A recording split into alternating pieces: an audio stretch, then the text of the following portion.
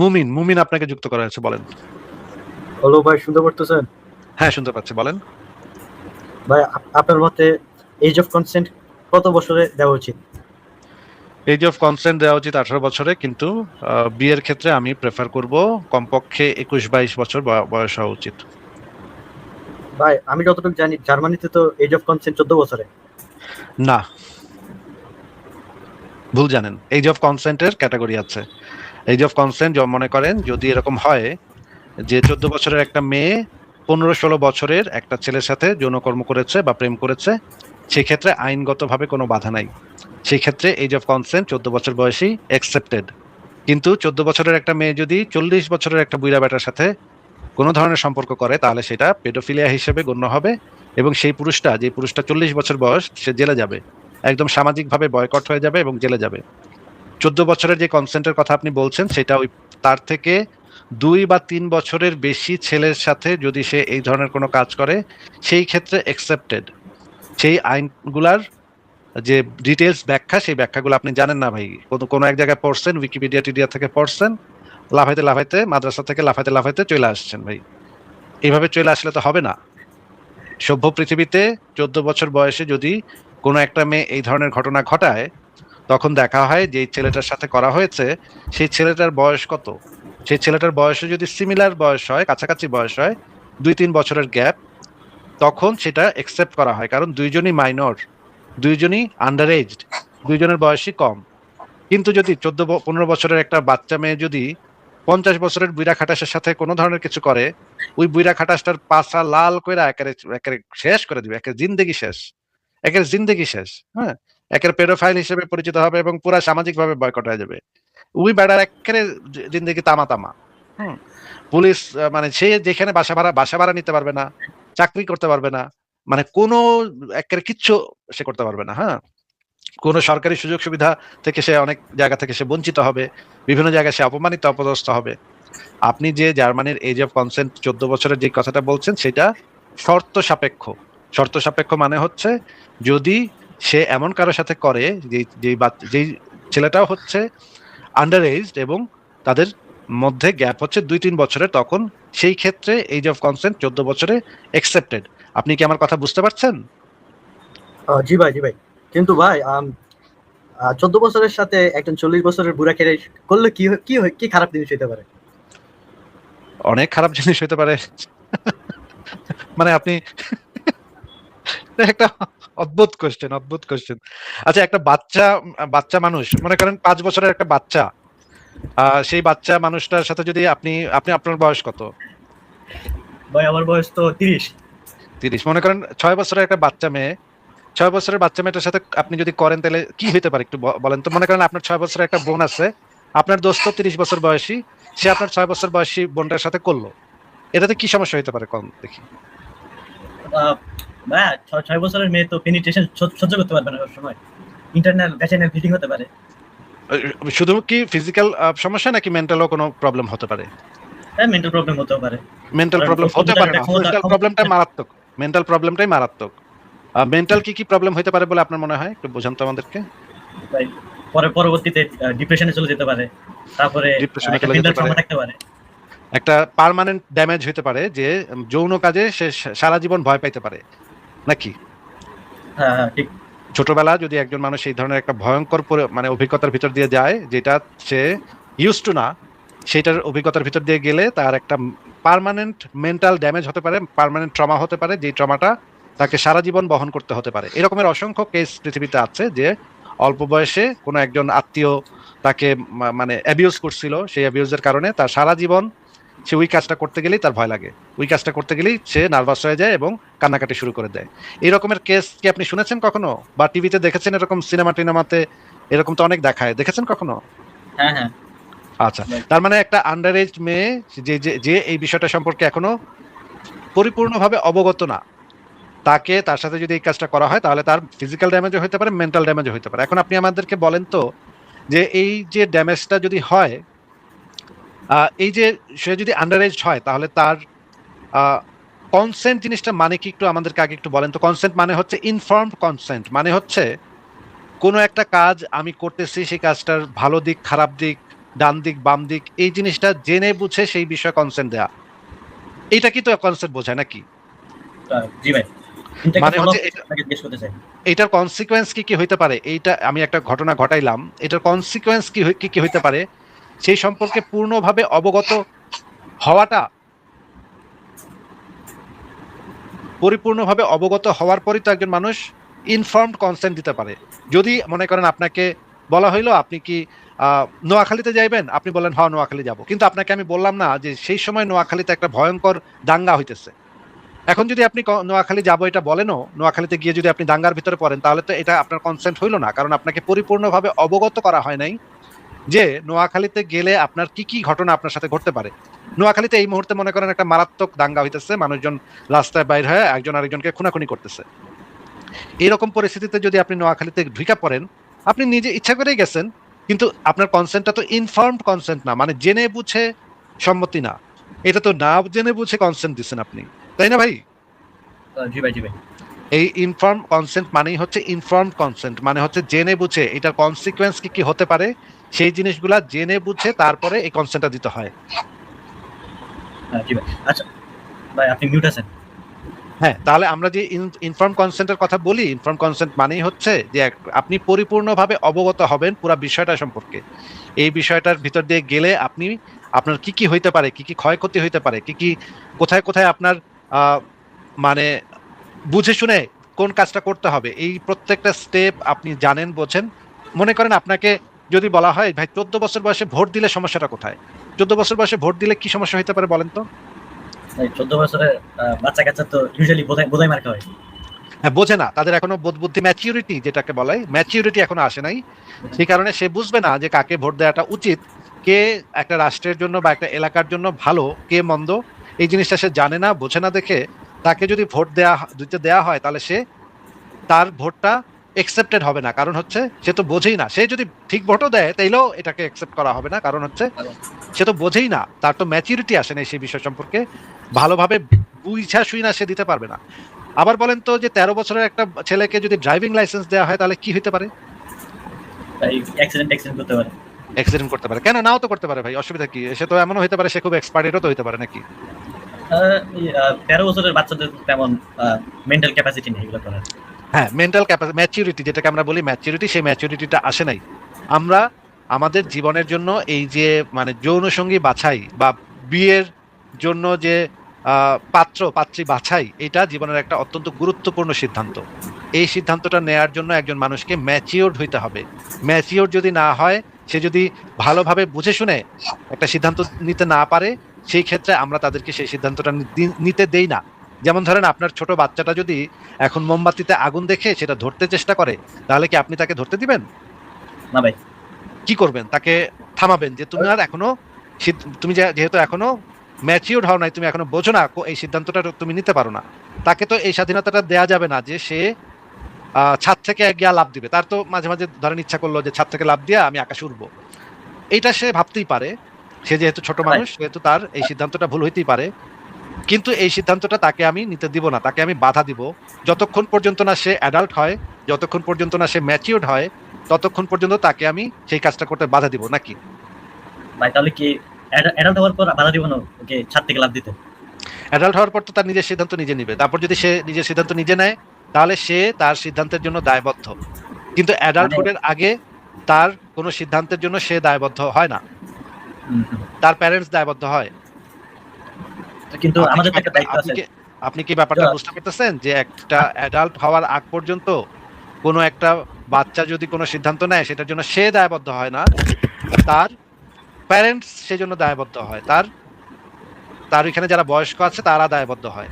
মনে করেন আপনার ছেলে এক জায়গায় আগুন লাগাই দিছে, আপনার ছেলের ধরে তো মারা মারা হবে না, আপনারা এসে ধরা হবে যে ভাই আপনার পোলায় তো এই আকাম করছে, হ্যাঁ এই মানে পুরা মানে দোকান জ্বালায় দিছে, এটা টাকা দেন, আপনার কাছে তো চাবে তাই না?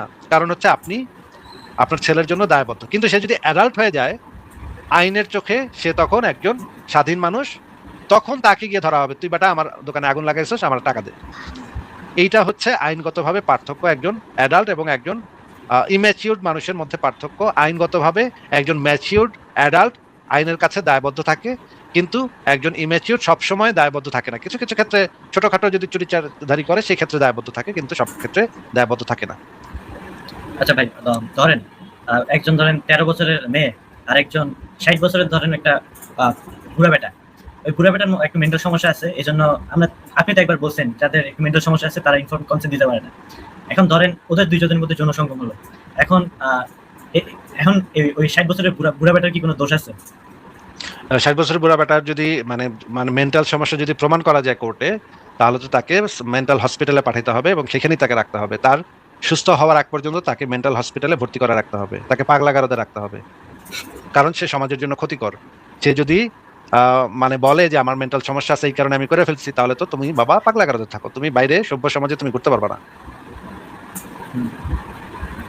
এবং একটা আপনি যে প্রথম প্রশ্ন করলেন যে 14 বছরের মেয়ের সাথে 40 বছরের বুড়া খাটা যদি করে, তাহলে সেখানে ফিজিক্যাল ড্যামেজ তো হবেই, ফিজিক্যাল ড্যামেজ তো মারাত্মক হবে, এবং মেন্টাল সমস্যা আরো ভয়ঙ্কর। এখন আপনি যদি আপনার যে পরিচিত, আপনি কি আপনার পরিচিত কোনো ডাক্তার আছে?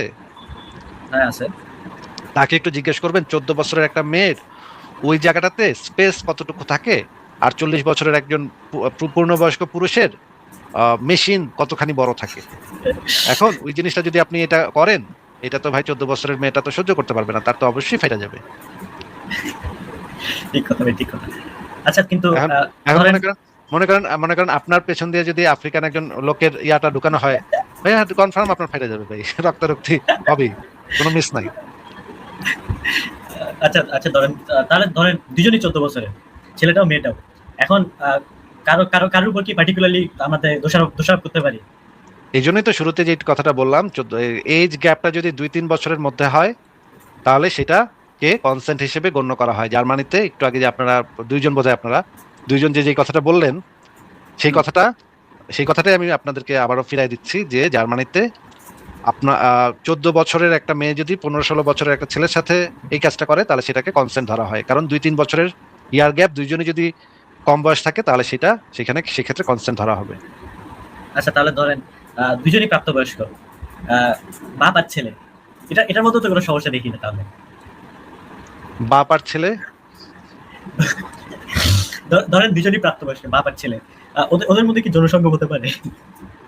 দুজন যদি আপনি এবং আপনার বাবা যদি করেন, তাহলে তো সেখানে আমার ব্যক্তিগতভাবে আমার কোনো বক্তব্য নাই, এটা আপনাদের ব্যক্তিগত ব্যাপার। আপনাদের পরিবারের ভিতরে আপনারা কি করেন না করেন সেটা তো আর আমাকে জিজ্ঞেস করে করবেন না, আপনারা করবেন, আমি সেই বিষয়ে নাক গলাবো না। কিন্তু যদি এসে আমাকে বলেন এটা, তখন আমি বলবো যে ভাই এটা এখানে তো এমন হইতে পারে যে এক ধরনের পাওয়ার প্র্যাকটিস হইতেছে। আপনার বাবা যেহেতু আপনার পরিবারের উপার্জনক্ষম এবং কন্ট্রোলিং পজিশনে আছে, পাওয়ারের দিক দিয়ে উপরে আছে, সে আপনার উপরে একটা প্রভাব বিস্তার করতেছে, তার অর্থনৈতিক ভাবে বা পাওয়ার দিয়ে আপনার উপর এক ধরনের প্রভাব বিস্তার করতেছে। যে প্রভাব বিস্তার করার কারণে আপনার উপর এক ধরনের কন্ট্রোল তার আছে, সেই কন্ট্রোলটা ব্যবহার করে সে আপনার কাছ থেকে সুবিধা নিচ্ছে, আপনাকে এই কাজ করতে সে হয়তো ইন্সপায়ার করছে বা কনভিন্স করছে। যেমন কোন একটা স্কুলে যদি একজন শিক্ষক, একজন মনে করেন আপনার মাদ্রাসাতে আপনার বড় হুজুর রাতের বেলা আপনার ডাকলো, ডাইকে আপনার সাথে যদি করতে চায়, এখন এই ক্ষেত্রে যদি আপনি কনসেন্ট দেনও, সেটাও কনসেন্টের ভায়োলেশন হিসেবে গণ্য হবে, কারণ আপনার যে মানে মাদ্রাসা, সেই মাদ্রাসাতে আপনার যে শিক্ষক, সেই শিক্ষক আপনার থেকে পাওয়ারের দিক দিয়ে উপরে আছে, হাইয়ার পজিশনে আছে। এই পজিশনটা ব্যবহার করে সারা পৃথিবীতে এইটা আইনগতভাবে নিষিদ্ধ যে পাওয়ার পজিশনটা যদি উপরে থাকে এবং সেই পাওয়ার পজিশনটা ব্যবহার করে যদি কারোর উপরে এই ধরনের কাজ করা হয়, তাহলে সেটাকেও ধর্ষণ ক্যাটাগরির অন্তর্ভুক্ত করা হয়।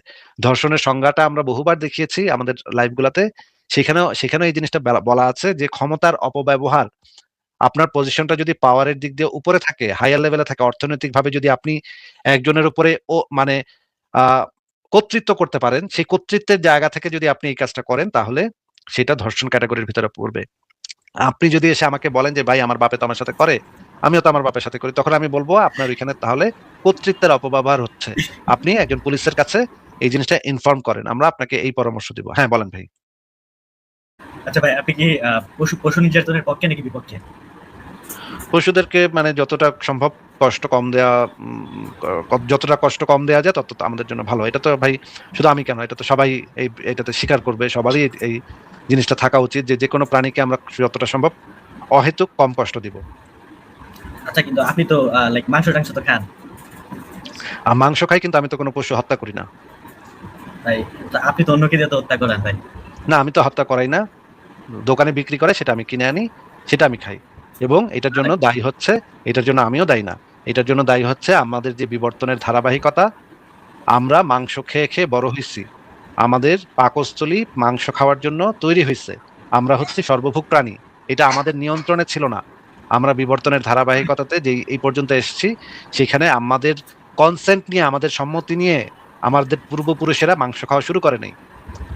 তারা মাংস খাওয়া শুরু করছে, সেটার ধারাবাহিকভাবে আমরা সেটা প্রাপ্ত হয়েছি। আমাদের পূর্বপুরুষদের অনেক কর্মকাণ্ডের ফলাফল আমাদের ভোগ করতে হয়। নট নেসেসারি যে সবসময় আমরা সেগুলা সবকিছুর সাথে একমত হব। আমাদের পূর্বপুরুষরা অনেক খুন খারাপই করছে, অনেক যুদ্ধ করছে, অনেক মানুষ হত্যা করছে, অনেক রেপও করছে, কিন্তু আমরা সেই জিনিসগুলাকে করি না। বরঞ্চ আমরা চেষ্টা করি সেগুলা থেকে বের হওয়ার। আমাদের পূর্বপুরুষেরা মাংস খাইছে, মাংস খেয়ে বড় হয়েছে, এবং আমাদের ডেভেলপমেন্টে, আমাদের বডির ডেভেলপমেন্টে মাংস একটা গুরুত্বপূর্ণ জিনিস। এই কারণে আমরা, আমাদের পাকস্থলী, আমাদের শরীর এইভাবে তৈরি হয়েছে যে আমরা মাংস খেয়ে অভ্যস্ততা এসে গেছে আমাদের ভিতরে। এখন যদি আমরা মাংস খাওয়া বন্ধ করে দিই, তাহলে আমাদের নানা শারীরিক সমস্যা হবে। কারণ দীর্ঘদিন একটা জিনিস অভ্যস্ত থাকার পরে হুট করে সেটা ছেড়ে দেওয়া যায় না। কিন্তু আমরা যেটা করতে পারি সেটা হচ্ছে, যে পশুদেরকে হত্যা করা হচ্ছে তাদেরকে কষ্টটা যেন কমানো যায়, সেটার চেষ্টা করতে পারি। সেটার চেষ্টা অলরেডি ইউরোপে করা হয়। যে কোনো পশুকে হত্যার সময় তাদেরকে পেইনলেস ডেথ দেওয়ার আইন আছে ইউরোপে। ইউরোপের যে মানবাধিকার যে সনদ, সেখানে পরিষ্কারভাবে বলা আছে পশুদেরও অধিকার আছে, কষ্ট না পাওয়ার অধিকার আছে, এবং তাদেরকে যতটা সম্ভব কম কষ্ট দিয়ে যদি হত্যা করতে হয়, যদি ফার্মে মুরগি, গরু, এগুলা, শূকর, এগুলা যদি চাষ করতে হয়, তাহলে তাদেরকে মৃত্যুর সময় যতটা সম্ভব কম কষ্ট দিয়ে মৃত্যু দিতে হবে, যেন তারা ব্যথা না পায়। ইউরোপে এটা একটা আইন। আমি ইউরোপের যে সুপার মার্কেট থেকে যে মাংস কিনি, সেই প্রাণীগুলাকে মাথায় প্রথমে ছোট একটা গুলি করা হয়। সেই গুলিটা অত্যন্ত ছোট, সেটাতে কোনো ব্যথা পাওয়া যায় না।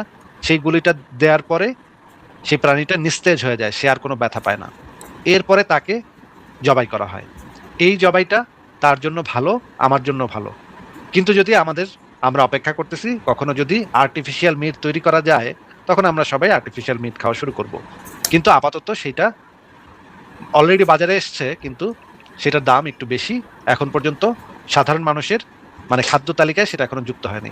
আর কি কিছু বলার আছে আপনার? আচ্ছা, না, এটা একটা ফলো আপ কোয়েশ্চেন জিজ্ঞেস করবো। আচ্ছা, আপনি যে হ্যাঁ বলেন। আচ্ছা বলেন। আপনি যে কি বিবর্তনের অ্যানালজি টানলেন, ধরে নেন আমরা বিবর্তন সূত্রে আমাদের মধ্যে কি বলে অন্যজনকে দর্শন করার একটা প্রবণতা গড়ে উঠলো। এখন আপনার লজিক দিয়ে এটা বলতে পারি না আমরা অন্যজনকে দর্শন না করে বাঁচতে পারি না, এটা আমাদের বডির জন্য একটা নেসেসিটি হয়ে গেছে। না, এটা তো আমরা বাঁচতে পারি, অন্যকে ধর্ষণ না করে তো আমরা বাঁচতে পারি, কিন্তু মাংস না খেয়ে তো আমরা বাঁচতে পারি না। আমাদের নানা শারীরিক সমস্যা হয়, এটা তো আপনার প্রুফ করতে হবে। আপনার মুখে আসলেই তো বলে দিলাম ভাই, হ্যাঁ আমার অন্যকে খুন না করলে আমি বাঁচতে পারবো না ভাই, এটা তো আপনি বললেই তো হবে না ভাই। এটা মুখে আসলেই তো বলা যাবে না। অন্যকে ধর্ষণ না করেও মানুষ বাঁচতে পারে। কিন্তু মাংসের ভিতরে ভিটামিন B12 নামক একটা ভিটামিন থাকে, যে ভিটামিনটা মানুষের শরীরের জন্য অত্যন্ত উপকারী, অত্যন্ত জরুরি। সেটা অন্য কোনো জায়গাতে পাওয়া যায় না, এটা শুধুমাত্র প্রাণীজ মাংসের ভিতরে পাওয়া যায়। তো আপনি যদি বলেন যে দর্শন না করে তো আমরা বাঁচতে পারি না ভাই, এটা তো বলতে হলে আপনার তো প্রমাণ করতে হবে যে দর্শন না করে বাঁচতে পারি না, তাই না? আচ্ছা, কিন্তু ভাইয়া আমরা তো দেখি যে আমাদের সমাজে অনেকজন ভেজিটেরিয়ান অথবা ভিগান মানুষ আছে যারা মাংস না খেয়েও অনেকদিন দীর্ঘদিন বেঁচে থাকে। না, তাদের ভিটামিন B12 সাপ্লিমেন্ট নিতে হয়। তাদের ওই যে প্রাণীর থেকেই ভিটামিন B12টা ভিটামিন বানায়, ওষুধ বানায় দেয়, প্রাণীর থেকে নিয়ে ওষুধ বানায় দেয়, ওইটা তাদের খাইতে হয়। আচ্ছা ভাই, আমি তো দেখলাম যে একটু সার্চ করে দেখলাম যে কি বলে কয়েক প্রকার বাদাম, তারপরে দুধের মধ্যে ভিটামিন B12 আছে। ভিটামিন B12, তাদের দুধটা তো হইলই, দুধ যদি হইলো তাহলে তো এটা প্রাণী থেকে হইলো, তাহলে তো আপনি একটা বাছুরের খাদ্য নিয়ে নিতেছেন। আচ্ছা, হ্যাঁ, ঠিক কথা, কথাটা যুক্তি সম্পন্ন লাগলো। আচ্ছা, আচ্ছা, এবার আপনাকে কয়েকটা প্রশ্ন করি। তো আপনারা তো মুসলিম, আপনারা দুইজন আছেন নাকি তিনজন? কয়জন কথা বলতেছেন? না ভাই, আমি মুসলিম না, আমি নাস্তিক। না, আপনারা কয়জন কথা বলতেছেন? আপনাদের ওইখানে কয়জন? একজন। আপনি তো দুইজনের কণ্ঠে শুনলাম। না, একজনই। আচ্ছা, আপনারা তো মুমিন, আপনার কথা শুনে তো বোঝা যাচ্ছে আপনারা মুমিন নাকি? না ভাই, আমি মুমিন না, আমি মুমিনের পয়েন্ট থেকে একটু আপনার সাথে তর্ক করছিলাম, কিন্তু আমি নাস্তিক আসলে। ও আচ্ছা, তাহলে ঠিক আছে, তাহলে করতে পারেন, অসুবিধা নেই। কিন্তু আপনাকে যে জিনিসগুলো বোঝালাম সেই বিষয়ে যদি আর কিছু বলার থাকে বলেন তাহলে। আচ্ছা ভাই, লাস্ট একটা প্রশ্ন ছিল, আপনি কি ফ্রি উইল আর কি বলে ডিটারমিনিজমের এই দুইটার পার্থক্য কি বলে এই দুইটার তফাৎ কি, এটা একটু বোঝাতে পারবেন? ফ্রি উইলকে ডিফাইন করতে হবে আপনার আগে। ফ্রি উইল বলতে যদি আপনি এটা বুঝান, ফ্রি উইলের সংজ্ঞাটার ভিতরেই আপনার ঘাপলা, ঠিক আছে? যদি আপনি ফ্রি উইল বলতে এটা বোঝান যে আপনার বডির বাইরে কোনো এক্সটার্নাল কোনো একটা এজেন্ট আপনাকে নিয়ন্ত্রণ করতেছে নাকি করতেছে না, আপনার বডির বাইরে, বডি মেকানিজমের বাইরে কোনো এক্সটার্নাল এজেন্ট আপনাকে নিয়ন্ত্রণ করতেছে কি করতেছে না, যদি না করে তাহলে আপনার ফ্রি উইল আছে। আপনার যদি সংজ্ঞাটা এটা হয় তাহলে আমাদের অবশ্যই ফ্রি উইল আছে। আমরা আমাদের বডির বাইরে যে এক্সটার্নাল এজেন্ট, এক্সটার্নাল সচেতন সত্তা আমাদেরকে কোনোভাবে কন্ট্রোল করতেছে, এইটা ভুল কথা। এরকমের কোনো কিছু আমাদেরকে, আমাদের বডিলি মেকানিজমের বাইরে কোনো এক্সটার্নাল সচেতন সত্তা, এজেন্ট আমাদের নিয়ন্ত্রণ করতেছে, এটা ভুল। কিন্তু আমাদের বডি আমাদের ডিসিশন মেকিং এ প্রভাব বিস্তার করতেছে কিনা, ইয়েস, আমাদের বডি আমাদের ডিসিশন মেকিং এ প্রভাব বিস্তার করতেছে এবং আমাদের বডি অবশ্যই আমাদের অংশ। আমাদের বডির যেই মেকানিজমই হয় সেটা আমাদের অংশ। এই ক্ষেত্রে আমি মনে করি যদি আপনার সংজ্ঞাটা এরকম হয় তাহলে আমি মনে করি মানুষের অবশ্যই ফ্রি উইল আছে। কিন্তু আপনি যদি ফ্রি উইলের সংজ্ঞার ভিতরে আপনার আপনার নিজের বডিকেও ইনক্লুড করেন, আপনি যদি বলেন যে আমার বডি তো আমার মানে আমার বডির ডিএনএ, আমার বডির মানে খাবার, আমার বডির অক্সিজেন, আমার বডির রক্ত সবকিছু তো আমার নিয়ন্ত্রণ করতেছে, তাহলে আপনার সংজ্ঞাটা যদি সেরকম হয় তখন আমি বলতে হবে যে না, তাইলে তো ফ্রি উইল নাই। ফ্রি উইল সংজ্ঞাটা যদি এরকম হয় তখন তো মানুষের কোনো ফ্রি উইল নাই। কিন্তু সংজ্ঞাটা যদি এরকম হয় এক্সটার্নাল কোনো একটা সচেতন সত্তা, সেক্ষেত্রে অবশ্যই ফ্রি উইল আছে। আর ভাই তাহলে আপনি তো ফ্রি উইলে মানে বিশ্বাস করবো না, লাইক আপনি তো ফ্রি উইলের চিন্তাধারার মধ্যেই পড়েন, নাস্তিক পজিশন। অবশ্যই ওই যে ফ্রি উইলের সংজ্ঞাটা যদি আপনি ঠিকভাবে ডিফাইন করেন তখন আমি, যদি আপনার সংজ্ঞাটা ওই যে আমি যেটা প্রথমে উদাহরণ দিলাম সেটা যদি হয়ে থাকে তাহলে হ্যাঁ। কিন্তু আসিফ ভাই, লাইক আমি কিছুদিন আগে রিচার্ড ডকিন্স আর একজন সায়েন্টিস্টের মধ্যে একটা বিতর্ক দেখলাম, যেখানে রিচার্ড ডকিন্স কি বলে ফ্রি উইলের বিপক্ষে বলতেছে, ডিটারমিনিজমের পক্ষে। না, ওইটা আপনি ভালো করে শুনেন, ওইখানে সে অবশ্যই এই জিনিসটাই বলছে। দেখেন এই যে ড্যানিয়েল ডেনেটের একটা কনসিয়াসনেস একটা বই আছে, রিচার্ড ডকিন্স যেটা বলছে ওই ড্যানিয়েল ডেনেটের কথারই সূত্র ধরে বলছে। আপনি ভালো করে বুঝেন, ওই ভিডিও আবার দেখেন, ভালো করে বুঝেন এখানে কি বলছে। না ভাই, আমি আপনাকে পাঠাচ্ছি এটা। আচ্ছা ঠিক আছে, আপনি আমাকে মেইল করে পাঠিয়ে দিন, আমি দেখবো না। কিন্তু আমি আচ্ছা ভাই, যতদূর জানি এই যে ফোর হর্সম্যান, যে ড্যানিয়েল ডেনেট যে এই হর্সম্যানদের একজন, তিনি যেই কনসিয়াসনেস বইটা লিখেছে সেইখানে যে তিনি ফ্রি উইলের যেই ডেফিনেশন দিছে, রিচার্ড ডকিন্স ফ্রি উইলের ওই ডেফিনেশনটাই ধরছে। এবং যদি আস্তিকদের ডেফিনেশন হয় তখন আবার সেটার ইয়াটা ভিন্ন হয়ে যাবে। এইখানে ডেফিনেশনের ভিতরে গন্ডগোল আছে। আপনি ডেফিনেশনটা একটু ভালো করে চেক করেন, রিচার্ড ডকিন্স কোন ডেফিনেশনে এই কথাটা বলছে। আচ্ছা একটা শেষ আপনাকে একটা জিনিস দেখাতে চাই। আপনি কি সুনা আবি দাউদ 5224 নাম্বার হাদিস পড়েছেন? নাম্বার দিয়ে তো ভাই বলতে পারবো না, আপনি যদি আমাকে হাদিসটার আচ্ছা কনটেক্সট ভাই, বলেন তখন বলতে পারবো। আমি আপনাকে পড়ে শুনাই। Abdur Rahman ibn Abu Labiya, quoting Usaid ibn Hudayr, a man of Ansar, said that while he was given to jesting and while talking to the people and making them laugh, the Prophet poked him under the ribs with a stick. He said, "Let me take retaliation." He said, "Take retaliation." He said, "You are wearing a shirt, but I am not." The Prophet then raised his shirt, and the man embraced him and began to kiss his side. Then he said, "This is what I wanted, Messenger of Allah." আচ্ছা আচ্ছা, হ্যাঁ এই হাদিসটা পড়েছিলাম অনেক আগে। হ্যাঁ ঠিক, ঠিক বলেছেন। ঠিক আছে তাহলে মুমিন, আপনাকে বিদায় জানাই। হ্যাঁ হ্যাঁ ভাই, ঠিক আছে, ভালো থাকেন। পরের জন